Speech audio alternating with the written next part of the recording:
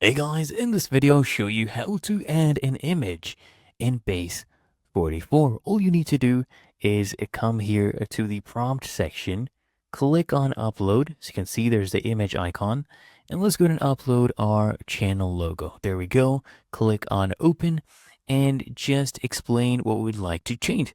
Let's say add this image as a logo in the navigation bar.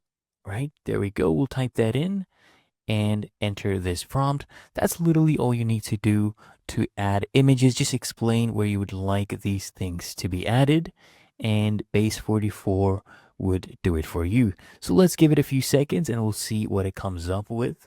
All right, there we go. It's just about done. Let's see. And there you go. It actually did it perfectly. So it's a natural language model. All you have to do is explain to it everything properly and it will do it.